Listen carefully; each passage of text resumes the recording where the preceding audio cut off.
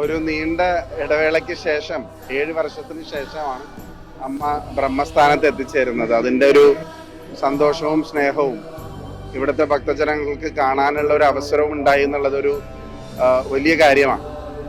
അമ്മ എപ്പോഴും കാണുമ്പോൾ ഇവിടുത്തെ പല വിഷയങ്ങളെക്കുറിച്ചും, അപ്പോൾ ഇന്ന് ദർശന സമയമായിരുന്നു. സാധാരണ പേഴ്സണലായിട്ട് കാണുമ്പോഴെല്ലാം ഇവിടുത്തെ ഒരുപാട് പദ്ധതികളെക്കുറിച്ചും ഇവിടുത്തെ സാധാരണക്കാരുടെ വിഷയങ്ങളെക്കുറിച്ചും എല്ലാം ചോദിച്ച് മനസ്സിലാക്കുന്ന ഒരു വ്യക്തിത്വമാണ്. എന്നെ സംബന്ധിച്ച് ഏറെ ഹൃദ്യമായൊരു ബന്ധം കാത്തു സൂക്ഷിക്കുന്ന, ഒരുപക്ഷെ അമ്മ നടത്തുന്ന ഇടപെടലുകൾ അത് വലിയ പബ്ലിക്കായി വലിയ പരസ്യം ചെയ്ത് നടത്തുന്ന ഇവന്റുകളല്ല, അല്ലെങ്കിൽ ഇടപെടലുകളല്ല.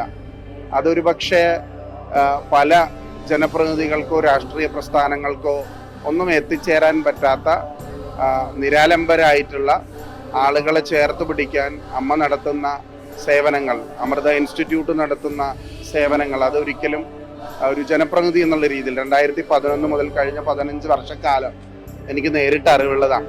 അപ്പോൾ ആ ഒരു ബ്രഹ്മസ്ഥാനത്ത് വന്ന് കാണുക എന്ന് പറയുന്നത് കൂടുതൽ സന്തോഷം പകരുന്നൊരു കാര്യമാണ്.